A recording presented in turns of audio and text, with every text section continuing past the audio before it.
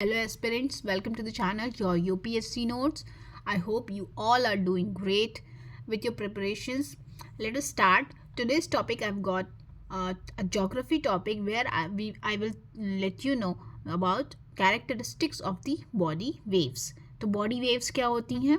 I have already explain you in my previous videos that these are earthquake waves. जो earthquake जब occur होता है तो two kinds of waves होती है जो it travels through the through the interior of the earth and on the surface. तो this is called body waves. body waves मैंने आपको बताया था कि दो तरह की होती हैं, P waves and S waves. if you haven't seen the video, आप जाके मेरा previous video में चेक कर सकते हैं.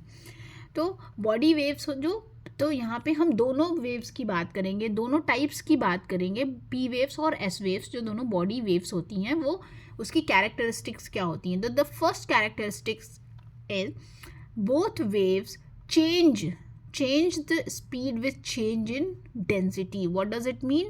जैसे डेंसिटी चेंज होती है, डेंसिटी हाई रहेगी तो फिर स्पीड भी हाई रहेगी और डेंसिटी कम होगी तो स्पीड कम हो जाएगी. तो ये दोनों वेव्स, चाहे वो पी वेव्स हो या एस वेव्स हो, both waves change speed with change in density. This is the first characteristic that you need to remember. Very important from prelims perspective. Please आप इसको केयरफुली इसको स्टडी करिए, remember करिएगा, because earthquakes भी बहुत ज़्यादा हो रहे हैं, क्लाइमेट चेंज की वजह से भी इम्पैक्टफुल होगा. These topics automatically becomes very important. Now both waves refract with change in density. जब डेंसिटी चेंज होती है तो दोनों वेव्स जो होती हैं रिफ्रैक्ट करती है. रिफ्रैक्ट क्या होती है? मैंने लास्ट वीडियो में भी बताया था कि रिफ्रैक्शन से क्या होता है कि जो वेव्स होती हैं वो डिफरेंट डायरेक्शंस में मूव करने लगती हैं instead of moving in one direction. जब रिफ्रैक्शन होता है डेंसिटी की वजह से क्या होता है? रिफ्रैक्शन होता है. रिफ्रैक्शन होता है तो जो वेव्स होती हैं वो डिफरेंट डायरेक्शंस में मूव करने लगती हैं. So both waves, both P waves and S waves, दोनों जो होती हैं move, they refract with change in density. Then P waves are longitudinal waves while S waves are transverse waves. Longitudinal waves and transverse waves, that you need to remember. ये तो prelims में पूछा जा चुका है कई बार. P waves कौन सी longitudinal होती है, कौन सी transverse होती है. तो आपको याद रखना है P waves जो होती है वो longitudinal होती है और S waves होती है ट्रांसवर्स होती है. देखिए how this is travelling with this figure, you can remember this is transverse wave moving like this and this is moving like this. All right, then P waves travel in all mediums while S waves travel only in solid medium. This I also have explained you in detail in my previous videos, right?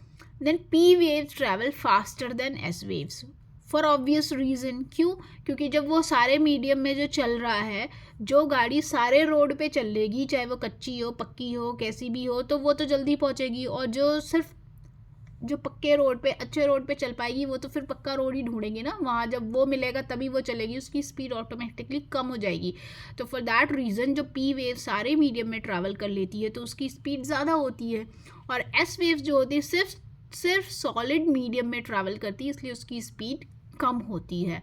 So this was the characteristics of body waves.